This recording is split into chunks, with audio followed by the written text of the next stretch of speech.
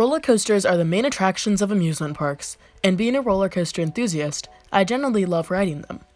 Coasters provide thrilling experiences and adrenaline rushes like few other things can. They are made to be fun and enjoyable, and for the most part they are, but every now and then you can come across a coaster that is just plain bad. I have ridden 60 coasters across the United States, and I have enjoyed almost all of them, but the key word there is almost. Today, I will be listing my top 10 least favorite roller coasters. In this list, I will not be including kiddie coasters, as they are not made to be major thrill rides. Family coasters will remain on the list though, as they are meant to provide some level of fun. I'd also like to talk about what things make me dislike coasters. The first and biggest thing that bothers me is headbanging. This is when a coaster thrashes your head from side to side, pinballing on an over-the-shoulder restraint. If it is to a lesser extreme, like on some B&M corkscrews, I don't mind, but if I'm being constantly hurt throughout the entire ride, that's a problem. The next thing that I dislike is when a coaster is uncomfortable. I'm not talking about getting stapled, because a coaster like Goliath at Six Flags Over Georgia is easy to get stapled on, but the restraints are still comfortable. What I mean by this is if the car is too small for me, or if the restraint hurts even if I'm not stapled.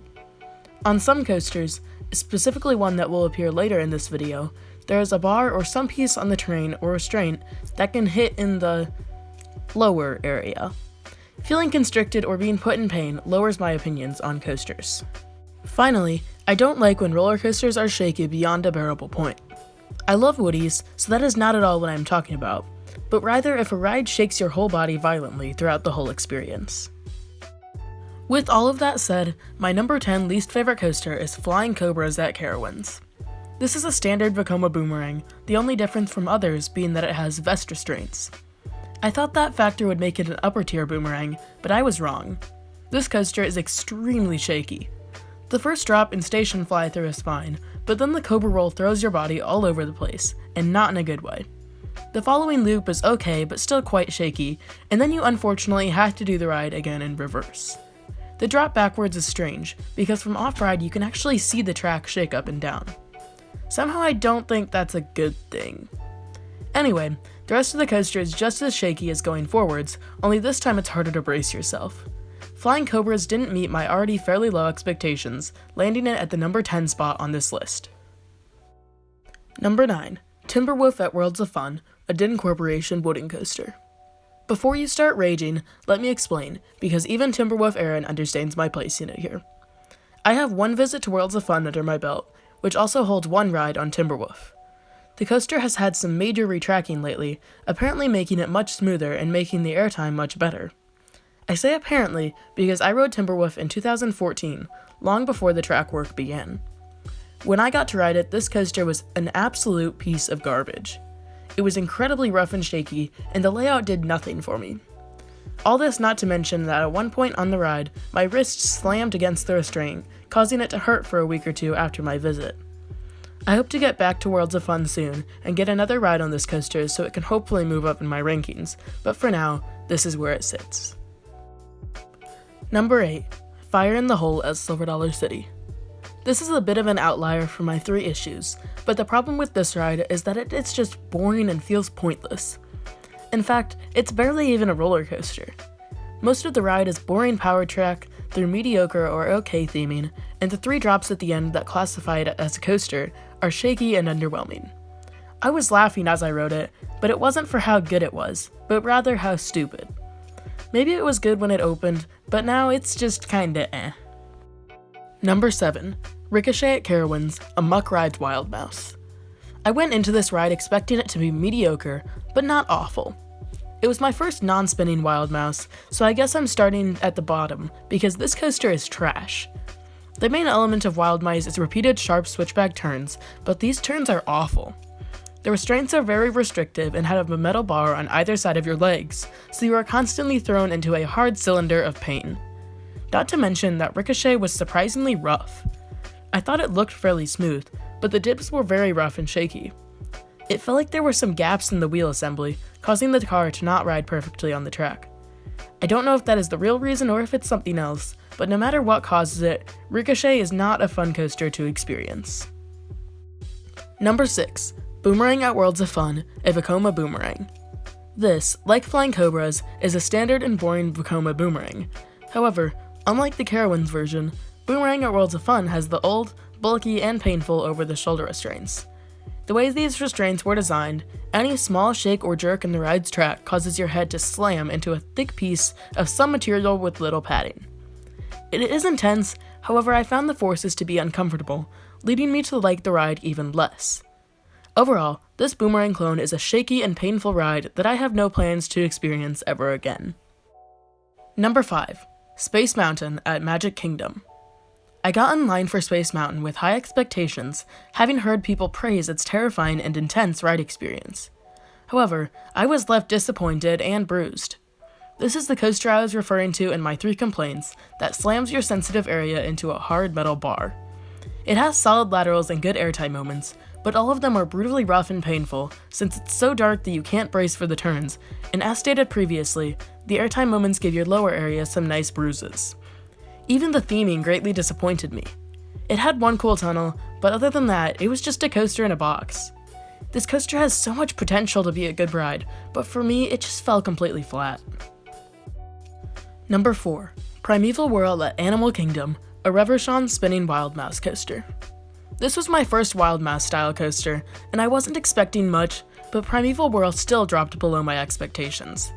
The coaster is extremely rough, which leads to a jarring and painful experience, especially for the person next to you when your elbow inevitably slams into their gut.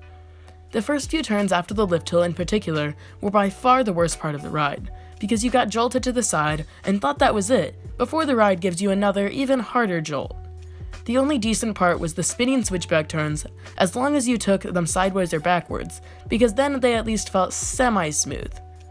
Overall, Primeval Whirl is a piece of garbage that doesn't belong at a high-class park like Disney's Animal Kingdom. Number 3. Ninja at Six Flags St. Louis, an Aerodynamics and Vekoma custom looping coaster. Why does this awful piece of garbage still exist? I rode Ninja for the first time in 2012, and it instantly became my least favorite coaster. Never had I felt so much pain in my head as it was violently thrown into the over-the-shoulder restraint over and over. Let's go through the layout element by element to break down which elements are really the worst. Normally I would go straight to the drop, but I'm actually going to start with the turn before it, because somehow, someway, this slow turn manages to give headbanging. The drop follows though, and I have to admit that it actually is very good in the back row. You get a nice pop of strong floater, but it is very short-lived due to the short height of the drop. Next is a boring and shaky vertical loop that does absolutely nothing. The Sidewinder comes next, and this is by far the worst part of the ride. It is shaped extremely weirdly so that the pull-out of it shakes your head all over the place in an extremely painful way. There is a head chopper with the lift chain right after, which is actually pretty good.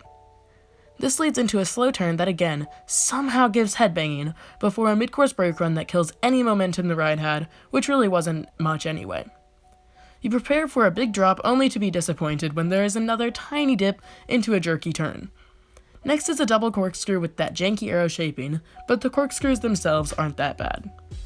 To finish the ride, you hit a slow jerky turn before a helix that seems good until the transition out of it that will yet again cause your head to smash against your restraint.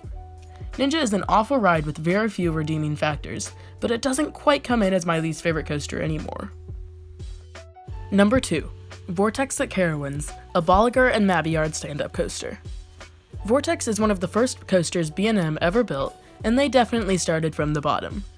One of the common complaints with stand-up coasters is the pain felt in the lower areas of the body, but I found that to be a much bigger problem on Space Mountain. So if VORTEX didn't give me bruises you know where, then what is so bad about it?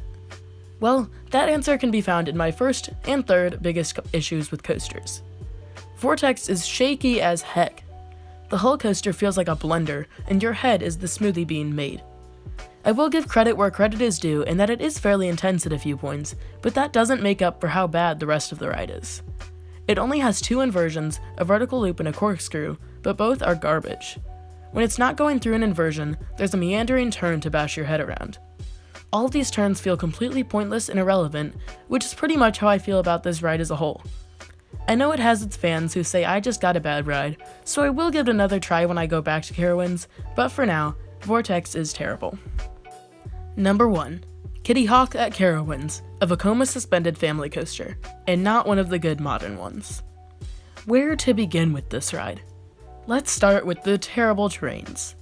You board the coaster and sit down in a fairly tight seat before pulling down your super bulky over-the-shoulder restraint. This restraint is something that you will come to hate throughout the ride, as your head will get nice and close with it. The turn out of the station jostles you around a little bit, and that's when you start to realize that you have made a mistake. Nighthawk looks really good over there. Please save me. But the ride doesn't care, so pretty much you're screwed. The first turn will introduce your body to a new sensation that you will instantly decide you hate: spine banging. Basically, your back is pushed slightly forward and then slammed back hard into the seat, all while your head acts like a ping pong ball at an Asian table tennis tournament. Thankfully, my head never actually touched the restraint for the rest of the ride. Does this mean that the remaining portion of the coaster is good, though? No. I just got lucky and figured out a trick. In times of need, we must search desperately for relief of pain. There are 2 black bar things on either side of your seat that you can use to hold your head and body still to avoid headbanging, since fortunately the ride is pretty slow. Unfortunately, it's still garbage, because you are still shaken all over, even if you left the Asian tournament that made you feel inferior. You can even see the train shaking weirdly on the track from off-ride.